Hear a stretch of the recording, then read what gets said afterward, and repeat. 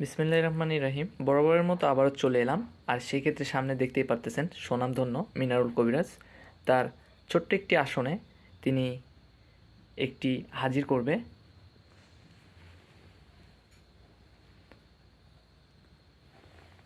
জি ভাই, আপনি কি কিসের জন্য এই আসনটা তৈরি করছেন একটু বলবেন কি? আসসালামু আলাইকুম ওয়া রাহমাতুল্লাহি ওয়া বারাকাতুহু। আসলে ভাই আজকের যে হাজিরটা সেটা হচ্ছে আমার এক বড় আফার, ওনার 4টা ভাইয়ের সমস্যা। ঠিক আছে, সেই 4 ভাইয়ের সমস্যাটা আমার অনুগতদের মাধ্যম দিয়ে আমি একটু জানার চেষ্টা করব যে তাদের কি সমস্যাগুলি ঘটানো হয়েছে বা তাদের কি কি সমস্যা আছে। এই জিনিসটা জানার জন্য আজকের এই আসনের পরিবেশ। তো যাই হোক, আমার এই আসনটা দূর দূরান্ত থেকে এবং দেশে ও দেশের বাইরে যারা আছেন তাদের সবার প্রতি আমার সালাম, আসসালামু আলাইকুম রহমতুল্লাহ। তো আরেকটা কথা, যে যেখান থেকে নিই দেখেন, সবাই আমাদের জন্য দোয়া করবেন এবং আমরা যাতে সুষ্ঠু সহি সালামতে আমরা এরকম মানুষের পাশে দাঁড়াতে পারি বা আসনগত মাধ্যম দিয়ে যাতে একজন মানুষের খবর আর একজন রাখতে পারি। তো এই আসনটা এমনই একটা আসন, দেখেন এইখানে কিন্তু যে আসনটা করা হয়েছে এটা কিন্তু কোরআনের একটা নকশা দিয়ে এই আসনটা করা হয়েছে। আর এটা কিন্তু কোনো কুফুরির আশ্রয় নেওয়া হয়নি, এটা আল্লাহ তাআলার তরফ থেকে আমি বলতেছি, কোনো কুফুরি আশ্রয় নেওয়া হয় নাই। কারণ অনেকে হয়তো জানেন, যারা এই সম্পর্কে নলেজ আছে, যে হয়তো বলতে পারেন যে মিনারুল ভাই আসনে বসলেই বড় বড় কথা বলে, কিন্তু এটা আমার বড় কথা না, আমার ব্যক্তিগত কোনো কথা না। আসন সম্পর্কে, আসনে 5টা বাতি কেন জ্বালানো হয়? একটা প্রশ্ন। 5টা বাতি পাক পাঞ্জাতনের তরফ থেকে 5টা বাতি জ্বালানো হয়, তাহলে এই কাজটা আসলে ভালো না খারাপ? তো এই আসনটা কি, এই আসন সম্পর্কে যাদের জ্ঞান আছে তারা জানেন যে আসনটা কেন হয়, কেন করা হয়, কি জন্য করা হয়। আর এই আসনটা কিন্তু ধুলে মাটির খেলা নয়, যে কেউ ইচ্ছা করলো খেললো, ইচ্ছা করলে ফেলা দিল। এই আসনটা কিন্তু আল্লাহর তরফ থেকে একটা আসন করা হয়। যদি কোনো হিন্দু বা যদি কোনো মুসলিম বা যদি কোনো বৌদ্ধ, যদি কোনো খ্রিস্টান, তারা সবারই কিন্তু সম্মুখে একটা আসন থাকে, সবারই। ঠিক আছে, সবারই একটা আসন থাকে।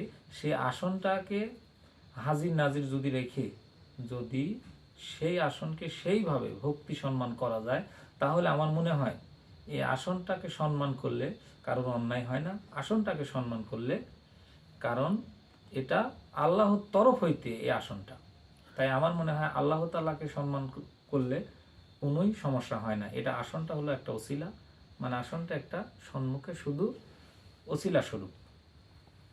ঠিক আছে, তাই এই আসনটা করা হয় একটা রোগীর ক্ষেত্রে, বা যখন একটা উপসর্গ জিন জাতিকে হাজির করা হয়, তারা আল্লাহর কালামের কাছে এইখানে এসে কাবু, যার কারণে এই আসনগুলো করা হয়। আর আপনারা জানেন যে আজাজিল আজাজিল ফেরেস্তা, অর্থাৎ যে ইবলিস শয়তান বলে যে গণ্য, মাকরুম ফেরেস্তা অনেকে বলে, এই ফেরেস্তাটা কিন্তু যখন হজরত আদম আল্লাহ সাল্লামকে সেজদা না করার কারণে ইনি কিন্তু দোষী হন, যে আল্লাহর হুকুম অমান্য করলো। কেন আল্লাহর হুকুম অমান্য করলো? তাই নান্নতের ত্বক তার গলায় দেওয়া হলো। ঠিক আছে, তো সেই সময় কিন্তু তার 9 লক্ষ বছর ইবাদত করা ছিল, মানে এত ইবাদত, সে কিন্তু ফেরেশতাদের সর্দার ছিল। ঠিক আছে, তো ফেরেশতাদের যে সর্দার ছিল, সে এত ইবাদত করার পরে সে ইবলিস শয়তান বলে গণ্য হলো। কেন গণ্য হলো? সে আল্লাহ তাআলার হুকুম অমান্য করার কারণে সে নিজেই বলেছিল যে আল্লাহ তাআলার হুকুম যে অমান্য করবে তার গলায় নান্নতের ত্বক দেওয়া হবে। তাই নান্নতের ত্বকটা তার গলায় পড়লো। কিন্তু ওই ইবাদতের জন্য কিন্তু আল্লাহ তাআলার কাছে উনি একটা ক্ষমতা চাইলেন। এটা আপনারা অনেকেই জানেন বা অনেকে জানেন না, কারণ অনেক মানুষ এই বিষয়ে অবগত, অনেক অবগত না। তার কারণ আজাজিল আলাইহিস সালাম উনি আল্লাহ তাআলার কাছে বলে যে আল্লাহ, একজন মানুষ চক্ষু বন্ধ করলে আমি যাতে সারা 18,000 মাখলুকাত, এই সারা ভূমণ্ডল, এই সারা বিশ্ব, সারা দুনিয়া যাতে আমি এই চোখের পলকে ঘুরে আসতে পারি, আল্লাহ তাআলা ওই ইবাদতের জন্য আমাকে এই ক্ষমতাটা আপনি দান করেন। তখন আল্লাহ তাআলা কিন্তু তাহাকে এই ক্ষমতাটাই দান করলো যে কোনো মানুষ যদি একবার চোখের এই মটক ফেলায় বা একবার বন্ধ করে চোখটা, তাহলে কিন্তু ওই শয়তানটা সারা বিশ্ব ঘোরার ক্ষমতা রাখে। সারা বিশ্ব বা সারা 18,000 মাখলুকাত ঘোরার ক্ষমতা রাখে। তো তাই যদি থাকে, তাকে যদি এতটুকু সুপ্রিম পাওয়ার দেওয়া হয়, তবু এত বড় ক্ষমতার কিন্তু সেও ঠেকে যায় কোন কথায়? সেটা আল্লাহর কালামের কথাতেই। আল্লাহ পাক কিন্তু বলছে যে, হে শয়তান, তোমাকে যতই আমি শয়তান দিলাম, তুমি আমার মুমিন বান্দাকে ধোঁকা দিবে, কিন্তু সেই মুমিন বান্দার কলব হইতে যদি আমার নামটি বের হয়, তখন কিন্তু তুমি আর আগাতে পারবে না। তাই তুমি কিন্তু আমার কালামের কাছে কাবু। তাই এটা কিন্তু সত্য, চিরন্তর সত্য, এটা বাস্তব কথা। আল্লাহর কালামের কাছে কোনো শয়তান কিচ্ছু না, কোনো শয়তানি কিচ্ছু না। তাই আপনারা যে যেখানেই থাকেন বা আমার এই ভিডিও ফুটেজটা দেখেন, আল্লাহ ছাড়া কোনো উপায় নেই। আল্লাহকে অসম্মানী করার কোনো নির্দেশনাই আমরা কখনোই উস্তাদের কাছ থেকে শিখেও নাই, এবং কোনো মানুষকে বিভ্রান্ত ফেলে করবও না। সব কিছুর মালিক একজন, সব কিছুর মালিক একজন। জান, রিজেক, হায়াত, মৌত, দৌলত, সব কিছুর মালিক হলো একজন। তাই আল্লাহ তাআলা সর্বশ্রেষ্ঠ, ওনার উপরে কোনো মামুত নেই, উনি সবকিছু। তাই ওনার স্মরণে আমরা এইখানে, উনি আমাদেরকে বসার মতন তৌফিক দান করেছেন, এই জন্য সকলেই পড়ি আলহামদুলিল্লাহ। আলহামদুলিল্লাহ। যে নবীকে পয়দা না করলে আসমান ও জমিনের মাঝে কিছুই পয়দা হতো না, সেই কায়জারে মদিনা আহমদে মোস্তফা মোহাম্মদে মোস্তফা সাল্লাল্লাহু আলাইহি সাল্লামের প্রতি একবার সকলেই পড়ি সাল্লাল্লাহু আলাইহি সাল্লাম। তো যাই হোক, যে যেখান থেকেই দেখেন, যে যেখান থেকেই আমাদের এই ভিডিও ফুটেজ উপভোগ করেন, সবাই আমাদের জন্য দোয়া রাখবেন, আমরা যাতে একটা মনুষ্য ব্যক্তির পাশে ইমানের সহিত যাতে সেই কাজটা সহি সালামতে সম্পূর্ণ করতে পারি, এই জন্য সবাই আমাদের জন্য দোয়া রাখবেন। ঠিক আছে, সবাই ভালো থাকেন। আমি এখন আপনাদের দোয়া নিয়ে মহান রব্বুল আলামিনকে সামনে রেখে আমি আমার আসনের কাজ শুরু করতে যাচ্ছি। তিনি তার আসনের কাজ শুরু করে দিবেন, দেখতে পারতেছেন আপনারা। হ্যাঁ ভাই। আর একটা কথা, সেটা না বললেই নয়, আপনারা হয়তো অনেকেই চিনেন বা জানেন এই ছোট্ট মানুষটা। উনি অনেকটাই শিখার আগ্রহী, বা আমি ওনার তরফ থেকে আপনাদের প্রতি একটু দোয়া চাচ্ছি যে আপনারা সবাই দোয়া করবেন। ছোট্ট মাসুম বাচ্চা, এই ফেসটা সবার কাছে পরিচিত তুফান কবিরাজ নামে, আপনারা কিন্তু তাকে চিনেন বা জানেন। উনি কিন্তু আজকে বিগত দিন থেকেই আমার সমপন্ন হয়, এটা কিন্তু উনি গোপন রাখে।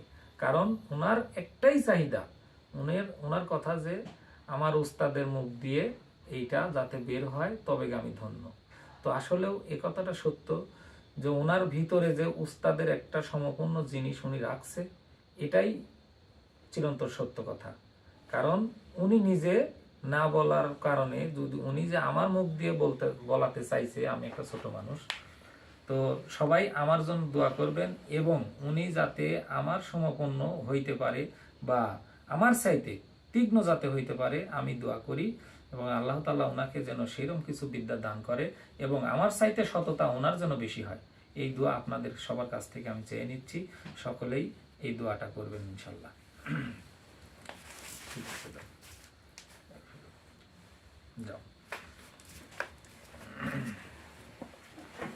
আমি এখন হাজিরার কাজ শুরু করে দেব।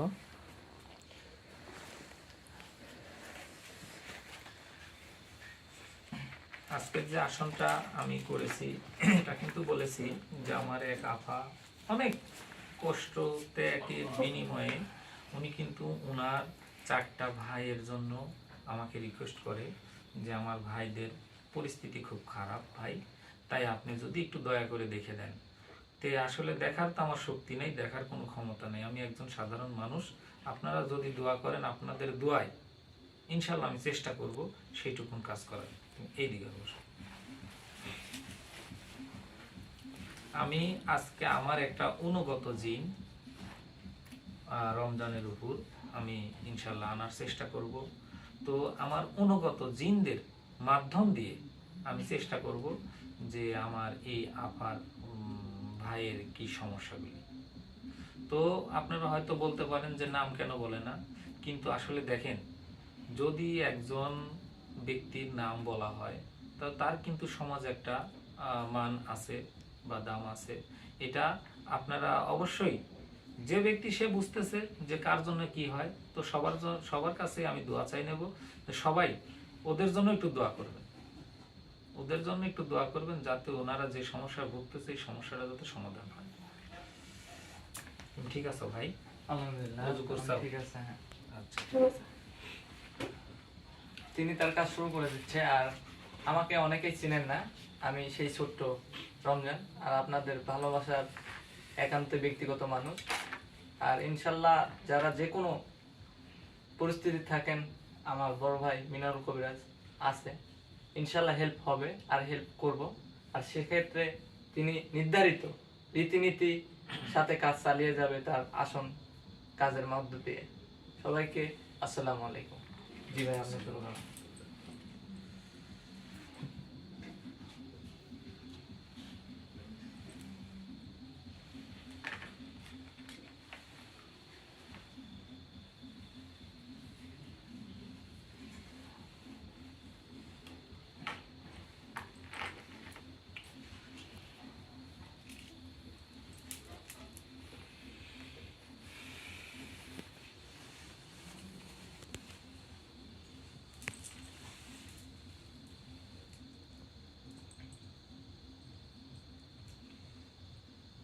তোমার নামটা কো? রমজান।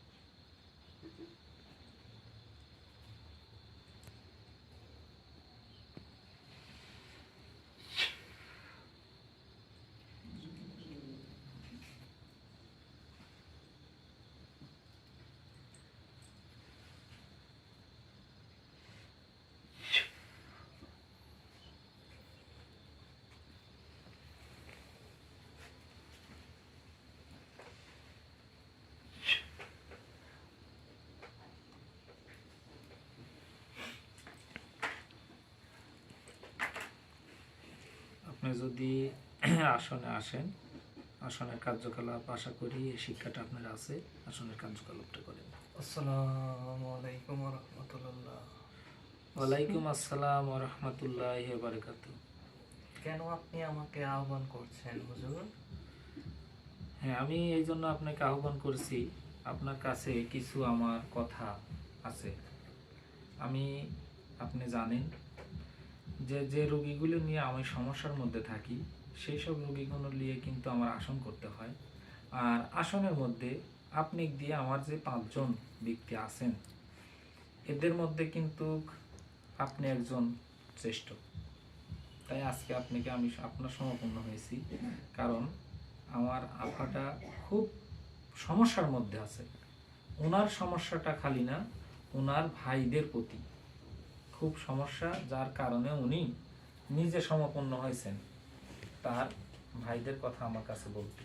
তাই আমি তার ভাইয়ের বিষয়ে আপনার কাছে কিছু জানার জন্য আমি আপনাকে স্মরণ করেছি। তাহলে আপনি আমায় বলে দেন। ঠিক আছে, আপনি সর্বপ্রথম আপনি একটা কথা বলবেন, আপনি কেমন আছেন? আলহামদুলিল্লাহ। জি, শুক্রিয়া। তো আপনি আশা করি ভালো আছেন।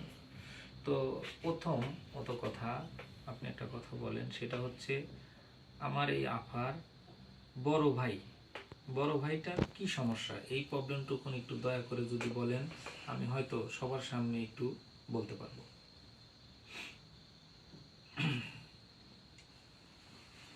আপনার সেই আফা বড় ভাই জি অনেক সুদর্শন এবং অনেক গভীরভূত নরম সিদ্ধ সাধকের মানুষ, জি নিতান্তই সে নরম প্রকৃতির মানুষ, আচ্ছা বরং তিনি খুবই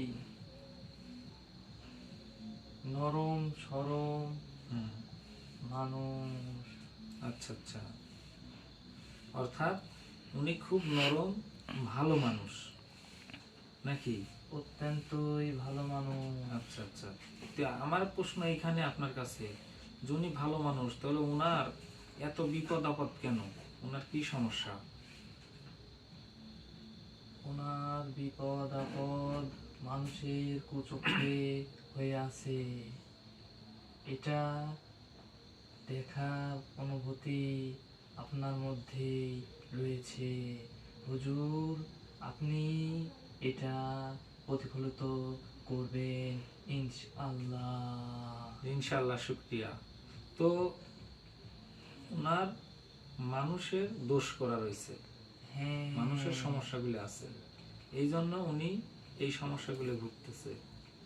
হ্যাঁ হ্যাঁ, এটাই সঠিক, আচ্ছা, এটাই সঠিক, আচ্ছা। এটাই সঠিক। আচ্ছা, তো ওনার যদি এই মানুষের কুচক্রটা কাটানো যায়, তাহলে ইনশাল্লাহ উনি কি বাড়িতে সুষ্ঠুভাবে কাজ কাম বা সব দিক দিয়ে থেকে শান্তি পাবে? নিতান্তই আপনার মধ্যে থেকে এই কাজটি সম্পূর্ণ করলে তিনি সর্বসময় ভালো থাকবে এবং তার কোনো বালা মুসিবত রইবে না, রইবে না। যাক, আল্লাহ মাফ করুক। তো আপনি মেজো ভাইটার কথা একটু বলবেন, যে মেজো ভাইটার কি প্রবলেম, ওনার কি সমস্যা, একটু দয়া করে যদি বলেন।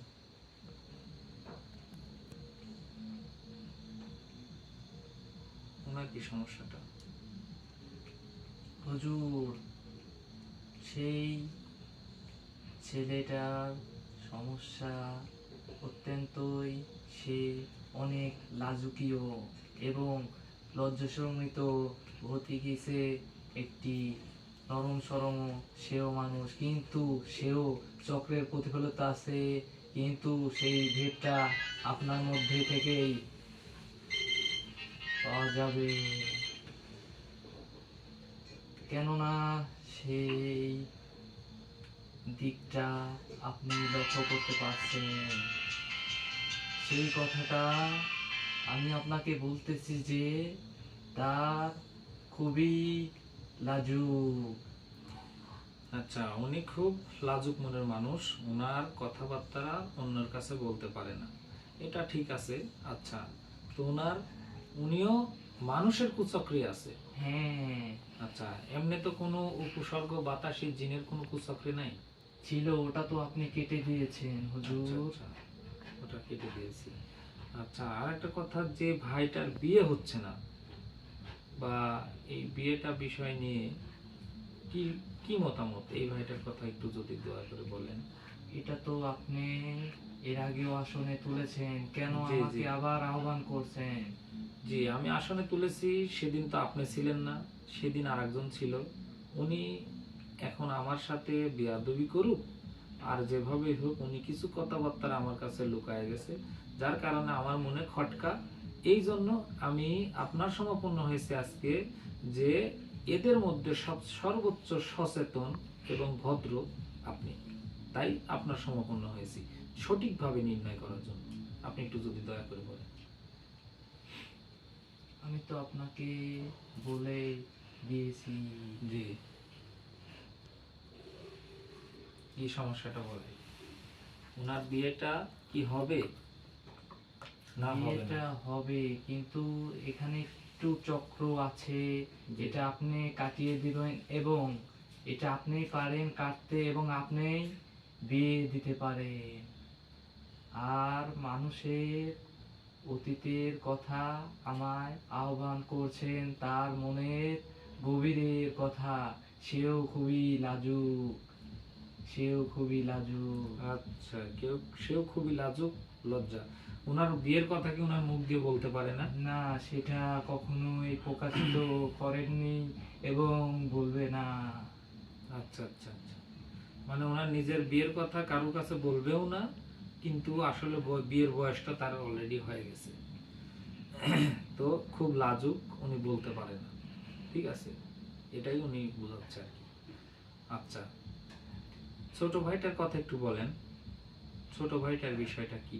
তার ছোট ভাইয়ের কোনো বিপদই নেই, কিন্তু সেই নির্ধারিত সময়ে আহ্বান করার সে গন্তব্যস্থানে পৌঁছে যাবে। ছোট ভাইয়ের কোনো সমস্যা নাই? ছোট ভাইয়ের কোনো সমস্যা নাই? কোনো সমস্যা নাই হুজুর, আচ্ছা আচ্ছা। কোনো সমস্যা নাই। আচ্ছা, ওনার কোনো বাতাসি সমস্যা আছে? ওইটা ছিল, আপনি তো ওটা নষ্ট করেছেন। আচ্ছা, তাহলে ওনারও কোনো সমস্যা নাই, ছোট ভাইয়েরও কোনো সমস্যা নাই। ঠিক আছে, তো আপনাকে আমি সর্বপরিশেষে আরো কিছু কথা বলবো, যেটা না বললেই নয়। আপনি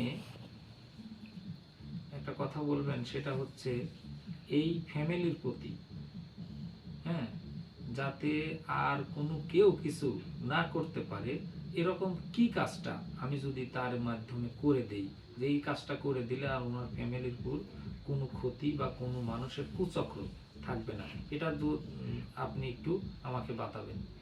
হুজুর, আপনি আমাকে যেহেতু আহ্বান করেছেন, জি সেহেতু আপনি এই ছেলের শরীরে আবারও অন্য একটা উপসর্গ হাজির করেছেন, জি কিন্তু এখানে সেই অবদান রাখতে সে সেখানেই বৈধ এবং স্থায়িত্ব হয়ে আছে, এবং সেই চেয়েছে তার চাওয়াটা আপনি আপনার হাত থেকেই নিতান্তই ওটা পাড়িয়ে দেবেন, এবং সেই হাদিয়াটা আপনি আপনার কাছ থেকেই সেখানে সম্প্রদায় করে দিবেন হুজুর। এটাই আমি দেখতে পাচ্ছি, এবং এই ছেলেটার শরীরে আবারও সেই আসরের আহ্বান হয়েছে। আচ্ছা আচ্ছা, ঠিক আছে, আমি আপনার কথাটা বুঝতে পারছি। কারণ সেই বিগত যে আসন করা হয়েছে আমার অনুগত দিয়ে, সেই অনুগত তার বিপদ মুক্তির কারণে একটা জিনিস তার কাছে দাবি করে। তো যে জিনিসটাই দাবি করছে, ইনশাল্লাহ আমার সেই বড় আফা ওইটাও দিতে উনি প্রস্তুত। উনি বলছে যে এটা কিছুই না, সামান্য কিছু, তো এটা আমি দিয়ে দেব। ঠিক আছে, এবং এই ছেলেটার যে কষ্টগুলি ওইখানে হয়েছে, উনি সেটাও বলছে যে উনি যে কষ্ট করছে, আমি যদি আগে জানতাম বা জানতে পারতাম, তাহলে আমি এই কষ্টের বিষয়টা ভাইজান আপনাকে আমি আগেই বলতাম যে এত কষ্ট না দিয়ে ওনাকে ছেড়ে দেন। ঠিক আছে, তো হয়তো আমার এই রুগীরও কোনো ভুল ছিল, যার কারণে আমার অনুগত, ওনার তো কোনো বেয়াদবি করে না, বা আমি বেয়াদবি কখনো পাইও নাই। তো সেই দিন যে কাজগুলি করছে পুরাটাই অমানবিক অত্যাচার, যা আমার রমজানের শরীরের উপর করছে, কারণ সে পরে চলতে ফিরতে অনেক সমস্যা হয়েছে। হুজুর, সে তার ওটা নিত্যন্তই চরিত্র, আপনি জানেন না, সে নিতান্তই অনেক বয়সীশালী, এবং সেই জানে। জি, আচ্ছা ঠিক আছে, তো এখন আমি আপনাকে বেশিক্ষণ রাখবো না, শুধু ডেকেছি এই জন্য যে ওনাদের সমস্যাটা ইনশাল্লাহ সলভ হবে। তো হুজুর, আপনি তো অর্ধেক কাজ এমনিতেই সারিয়ে দিয়েছেন, এবং সেই অর্ধেকের কিছু সীমিত পরিমাণের বিঘ্ন আছে, এটা আপনি নিজেই আমাকে দিয়ে কাজ করিতে পারিবেন, এবং সেই গন্তব্যস্থানে আপনি নিজেই পৌঁছে যাবেন, বরং আপনার কাজ আরো নিখুঁত এবং সম্পূর্ণ হয়ে যাবে হুজুর। আমাকে আপনি সালাম গ্রহণ করবেন হুজুর। ঠিক আছে, আপনি সবার উদ্দেশ্যে সালাম দেন, সালাম দিয়ে সুন্দর পরিবেশে ভদ্রভাবে আপনি এখান থেকে চলে যাবেন।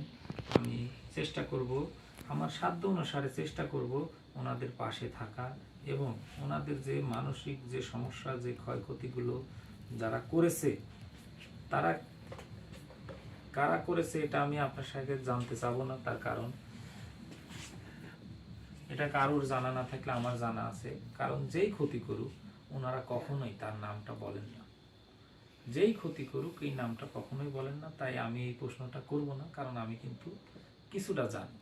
তো সেই বিষয়ে আপনি সবার উদ্দেশ্যে একটু সালাম দিয়ে আপনি ইনশাল্লাহ বিদায় হন। আসসালামু আলাইকুম ওয়া রাহমাতুল্লাহ। আসসালামু আলাইকুম ওয়ালাইকুম ওয়া আসসালাম ওয়া রাহমাতুল্লাহি ওয়া রাহমাতুল্লাহ। বারাকাতুহু।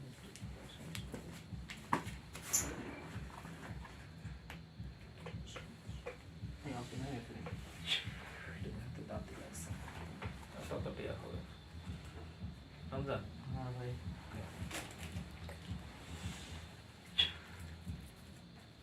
একটু তুলেন তো। হ্যাঁ, এটা উঠো উঠো, সমস্যা নেই, কোনো সমস্যা নেই ইনশাল্লাহ।